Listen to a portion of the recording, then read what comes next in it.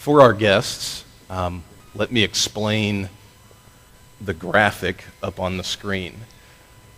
We as a church observe something every year that we call the Jesus season, which exists between the bookend events of Jesus' life.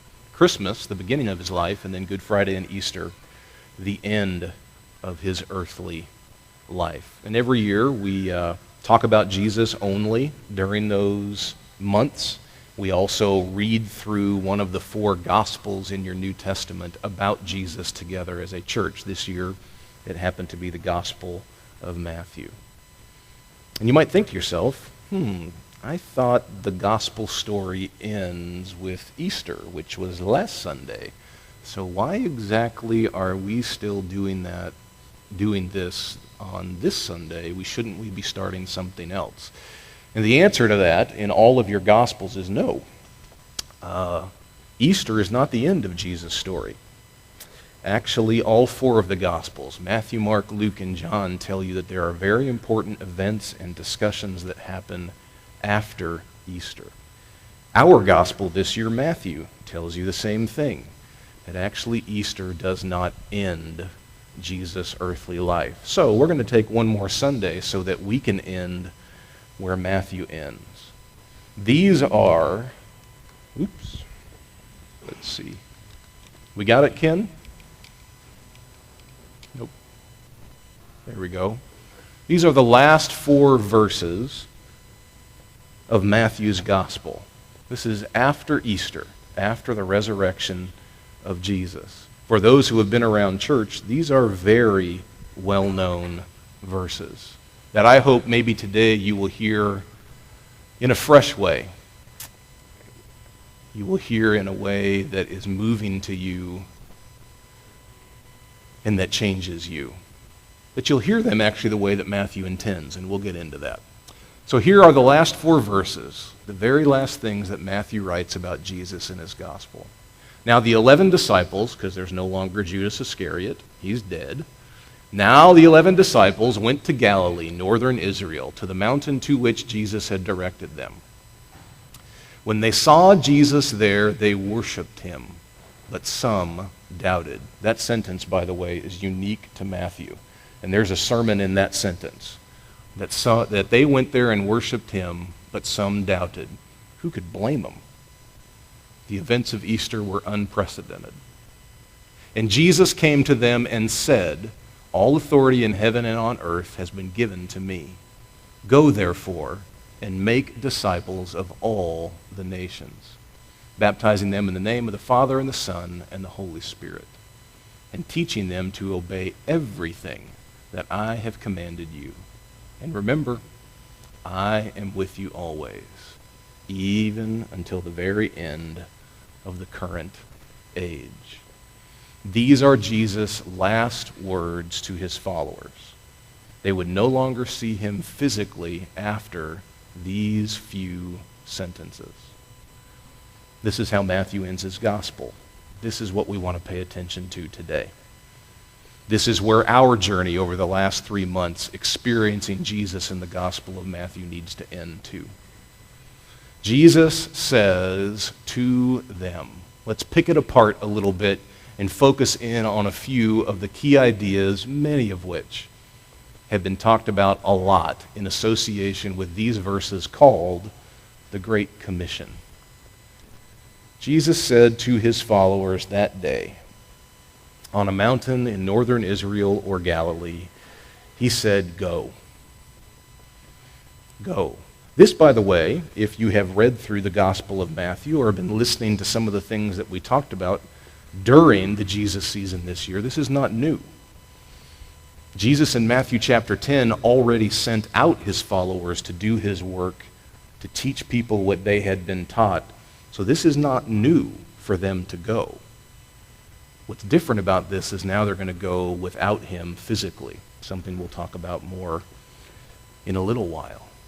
Jesus said, "Go."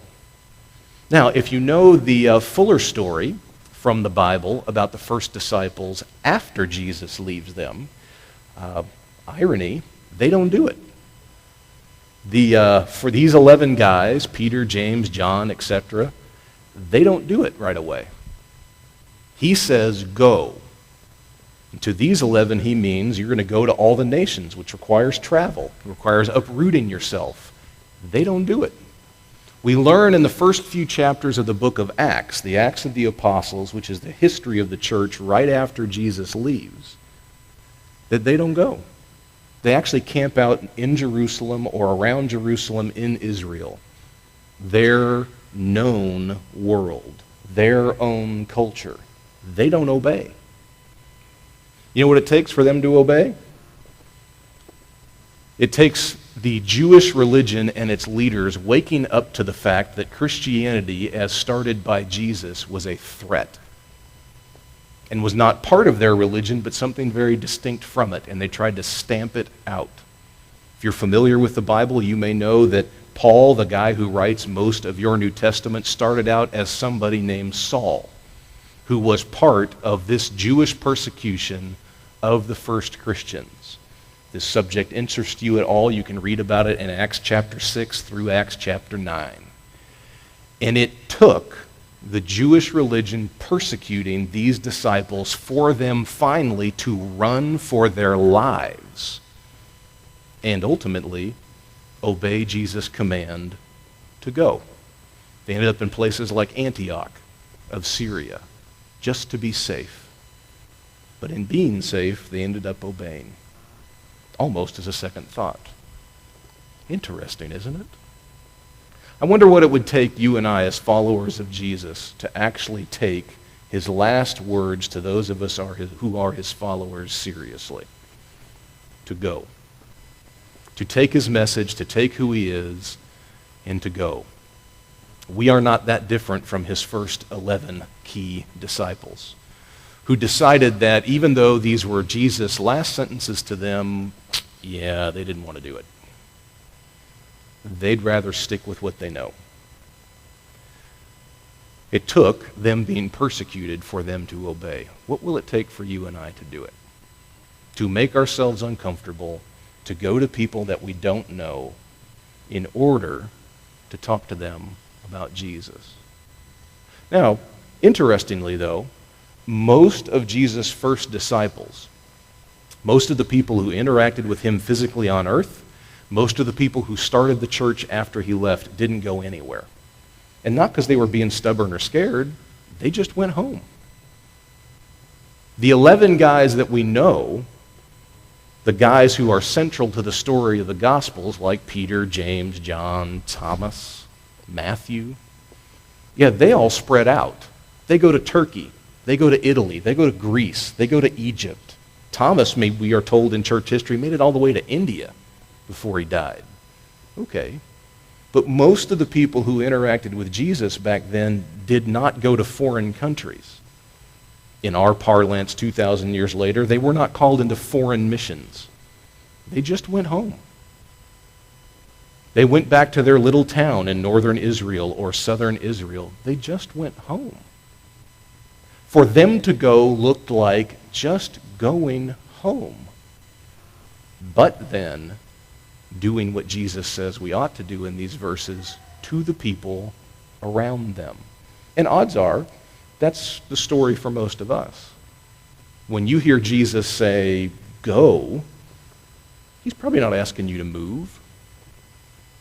He's probably not asking you to do what even people like I do in my profession. I have lived 4 places, every time taking on a new church because God said go. Well, that's not you. Most of you will call West Michigan and South Grand Rapids or Grand Rapids proper home. Your going looks like going home, planting yourself here, and being the localized presence of the kingdom of God for your neighbors. Are you willing to do that? That's what most of his disciples had to decide. Jesus said as his last instruction to his followers that day before he left, go. And then he said, you need to go and do something. You need to make disciples. What's that mean? Well, it's more important that we think what it mean to them than it is what it means to us. They had been Jesus' disciples for 3 to 3.5 years to this point, culminating with his death and his resurrection. What did it look like for them to be Jesus' disciples? They spent a lot of time with Jesus. Most of them uprooted their lives and traipsed all over what we call the Middle East, following Jesus. They would get up with him in the morning and they would have breakfast with him. They'd have coffee with him over an open fire. They would walk around with him and watch him interact with the hurting and the poor and the marginalized. They'd watch him rescue them. They'd listen to him teach over and over and over. We read through the Gospels and we hear the things that Jesus teaches one time. It is so much more likely that for them, they heard the stories that are only recorded once in the Gospels over and over. They heard the Sermon on the Mount, Matthew chapters 5, 6, and 7, hundreds of times as Jesus preached it over and over to different crowds in different settings. They were immersed in Jesus. They were soaked in his presence. That's what it looked like to be a disciple for them. So, when Jesus says to them, okay, I'm leaving, now go and make disciples, they couldn't have taken that any other way. Now what Jesus did for them, they were going to go do for other people. And it is not just preaching at people. That is not making disciples, not in Jesus' way. It is not just telling people about Jesus or even what he's done for you in your life. That's part of it, sure, but that's not enough.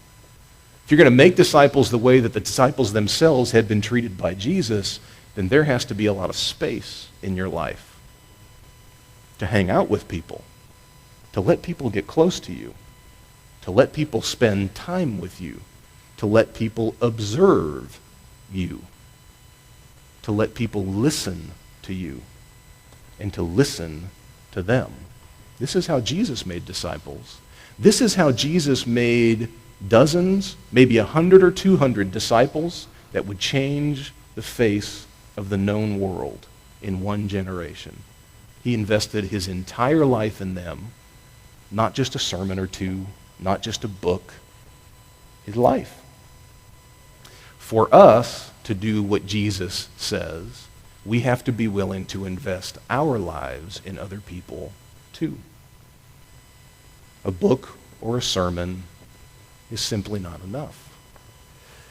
What would it look like for you to take seriously this last command given to his followers by Jesus?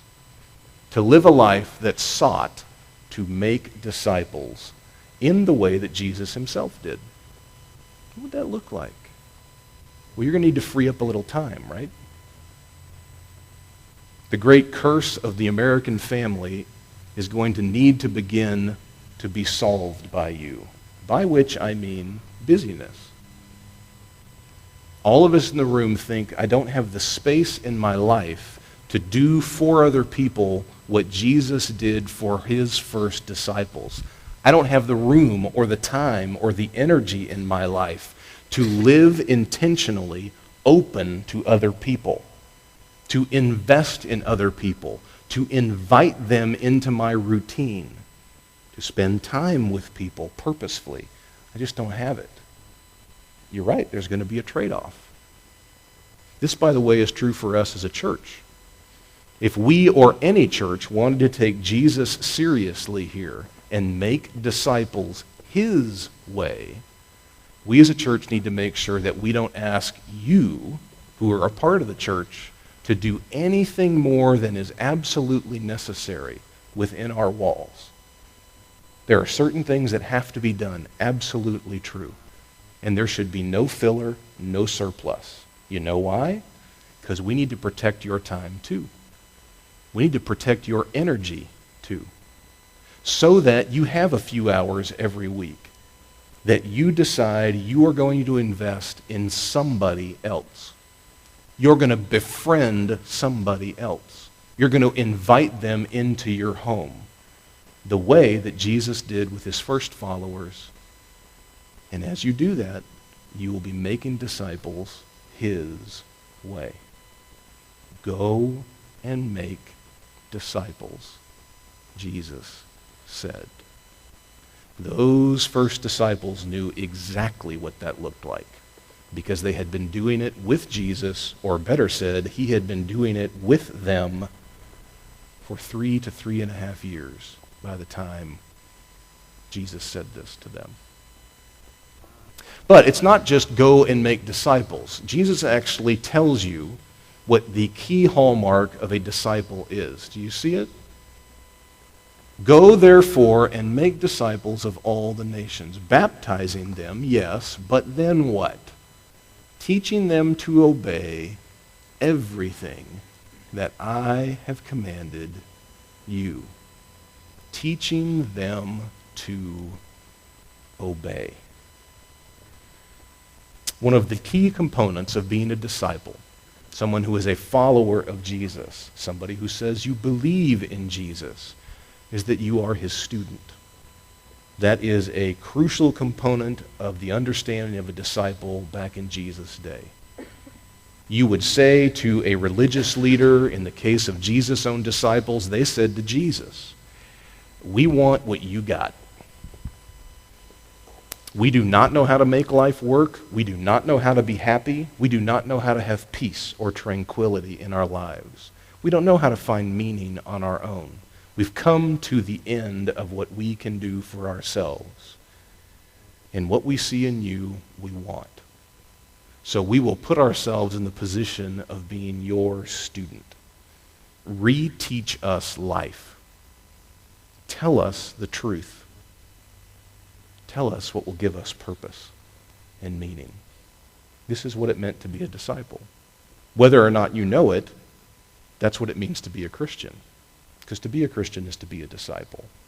You are Jesus' student. And a key part of being a student, according to Jesus here, is you have to obey what he says. You've just had 3 to 3.5 months of hearing and reading for yourselves things that Jesus wanted to pass on to his followers, to his first followers. Those things in the Gospel of Matthew that you have read or heard me talk about on Sunday morning, those are the things he expects us to obey. That's what he means. To be a disciple is to be a student. To be a student is to be a student who ultimately obeys.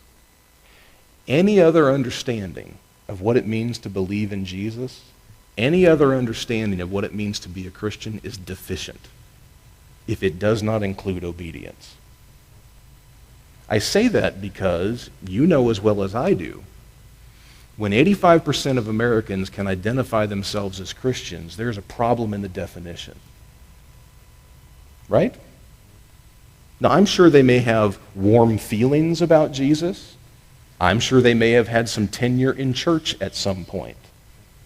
They may even rationally, cognitively know some things, maybe even believe some things about Jesus. However, none of those things rise to the threshold of obedience. It does not rise to the level of being Jesus' student, where I am willing to say, yeah, I can't trust my own judgment. I have to trust somebody else's. And that person I'm going to trust is Jesus. I can't trust my own instinct. I need to obey something else. What I'm going to obey are the words of Jesus. This is the definition of a disciple. Anything less is a deficient understanding of what it means to be a Christian. This is how one of Jesus' followers, those first disciples named John, wrote about the importance of obedience in a little letter he writes in your New Testament called 1 John. This is 1 John chapter 2, verses 3 to 5. And these are stark words. Now, by this we may be sure that we know God, that we obey his commandments. Whoever says, I have come to know God, but does not obey his commands, is a liar, and the truth is not in him. But truly, the love of God has reached its perfection in us when we obey what he has said. Wow. Really? So see, really the question to all of us is, what's it mean for you to follow Jesus? Does it include you trying to obey what you've heard him say? Because it needs to. And then, when we think about how we want to impact other people around us individually, as a church, we need to have no less a definition than Jesus. We need to have no less a goal. Our standard needs to be as high as his. We are not after getting more attenders at our church. We are not after merely having people say, yes, I believe in Jesus now, or have come back to him because of the ministry of your people. We are not even after baptisms. You know what we're after? Disciples who obey what Jesus said.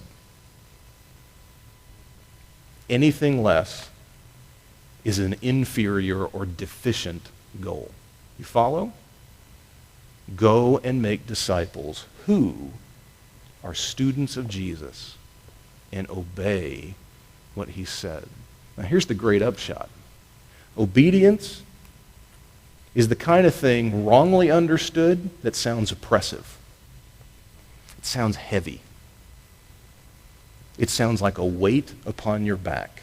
This is not how Christian people understand obedience. Obedience, rightly understood, is the exact opposite of those terms.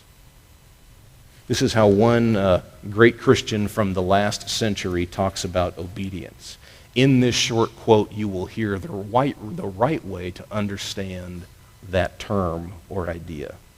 Quote, when we learn to say a deep yes to the things of God, obedience. When we learn to say a deep yes to God, a passionate yes to God, then peace begins to settle onto our lives like golden sunset sifting to the forest floor. Richard Foster, one of the great Christian writers of our day, says that joy, not grit, is the hallmark of Christian obedience. When you and I have the courage to turn our lives over to Jesus and say, I am going to do things your way, not my way. I will try in my weak, inconsistent ways to follow what you've said, to put into practice what I've seen in you and heard in you. What you're going to find is happiness, joy. Your heart will be lighter. You will find the purpose and meaning that you've been longing for. Obedience is not oppression. Obedience is rescue. Obedience is release. Obedience is freedom. It's liberation. Jesus knew that. He knew the only way for him to do in our lives what he wanted to do was for us to obey. And we had to take it on faith that the more we obeyed what he said, the more we would get what we want. The more we would become like him. The more closely connected we would be to God Almighty. The more we would be people of grace and peace and generosity and faith. It takes obedience to get there. This is the effect we want to have on other people. This is the effect we want Jesus to have on us. No less will do. We go. We go and make disciples. We go and make disciples who are Jesus' students and who obey what he said, and in so doing find new life. Jesus doesn't end it there. He actually ends it by telling them they need to remember. If they are going to do this courageous act of going, being disciples, being students, making students, obeying, helping others obey, if they're going to do this and take this risk, then they need to remember something. They need to remember the very last sentence recorded in the Gospel of Matthew. They need to remember Jesus says that he is with them always, even to the end of the ages. It's very interesting to think about that from their perspective. He'd already been with them 3 to 3.5 years, physically. He'd been with them every morning, every noon, every night. He'd walked with them, he'd talked with them, he'd eaten with them, he'd slept in the same room with them. He'd already been with them. And now he says, hey, by the way, remember, I'm always with you, even though I'm about to leave. I am always with you. This would have been a fairly mysterious, confounding thing if you had been there with him that day. What do you mean you're going to be with us? You've already been with us, and now you're going to leave. I don't get it. What, of course, Jesus means is that very soon after these events, after his ascension back into heaven, he's going to send God's Spirit to be with God's people, to be with his disciples as they seek to go out and make other students who follow Jesus and obey him. And Jesus is saying to them, hey, you can't see with your physical eye that I am present with you after I leave you this day. But it's just as real. It's just as tangible. It's just as down to earth as my physical presence. This would have been hard for those first disciples to wrap their head around. Not any less than it is for us. Wait a minute. So having God's Spirit with us should be the same kind of thing as having Jesus physically with us. The two should not seem that different. Wow. Really? But that's the promise. The promise for you and I individually, and the promise for us as a church, is that as we seek to be people who help make disciples, Jesus is with us. If Jesus is right here in Matthew 28:20, the Spirit of Jesus is with us this morning as much as and in as real a way as if Jesus' physical body were sitting there in the 7th row. Really? Wow. When you go out and you begin to invite people into your lives, as you begin to invest in people in a discipleship kind of way, guess what? According to Jesus, he is as much present in your life, though you cannot see him with your physical eyes, as he was every day. His feet walked the earth, and his disciples were with him. That's remarkable. But this is the reality of God's Spirit among his people. Jesus is with you. Jesus was with you yesterday. He is with you today. He will be with you tomorrow. He's never leaving. And his presence, though invisible, is as real as when he was on earth himself. He's there to guide you, to coach you. He's there to help and encourage you, just like he would have when he was on earth with those first disciples. You are not in this alone.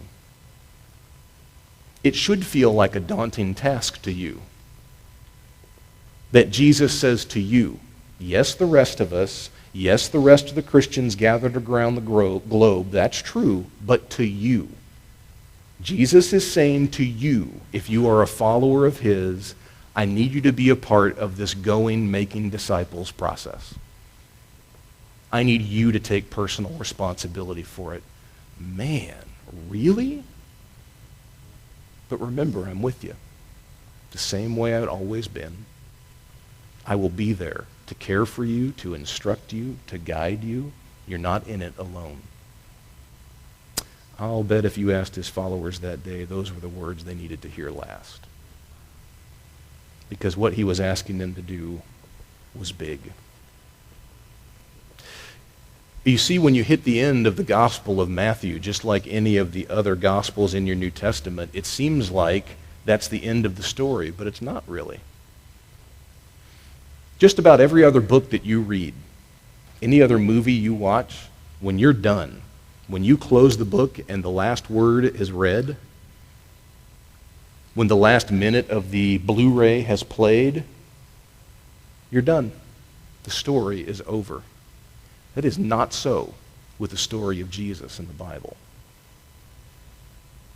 The story of Jesus may seem like it ends with the end of the Gospel of Matthew, but really it's only the beginning. It is the beginning of his followers' obedience to his last words. It is how the story of Jesus keeps going. There is an irony here, right? If his followers had decided they didn't want to do it, the whole thing ends. You and I, living 20 centuries after Jesus, would have never heard of him. The truth and life of Jesus would not have spread all over the globe. It just would have ended. He would have been some footnote in a history book. That's all. If his followers had not obeyed. What do you tell them in the Great Commission? He said that a hallmark of a disciple is that they obey what I have taught you. What was the last thing he taught them? The Great Commission. Here's my last lesson for you, O followers. Will you obey it like a good disciple would? Go and make other disciples. And don't forget, if this all seems like something that is beyond you, something that is for somebody better than you, I will remind you about one of the other unique things Matthew tells us at the end of his gospel. I pointed it out to you when I read the citation that is the last paragraph of this gospel. Remember what he said? Those disciples who gathered with Jesus there on the mountainside in Galilee, they worshiped him, but some doubted. You know who were among those who heard the Great Commission that day and Jesus expected to follow through on his words? Doubters. It is not perfect people. It is not people who have it all together. It is not those who have been following Jesus for 30 years. It is not those who cannot readily identify places of great mistakes or gaps in their own ability to live out the Christian faith. It is not even those who don't have any doubt. The only people who can carry through on Jesus' words are imperfect people, because that's all we got.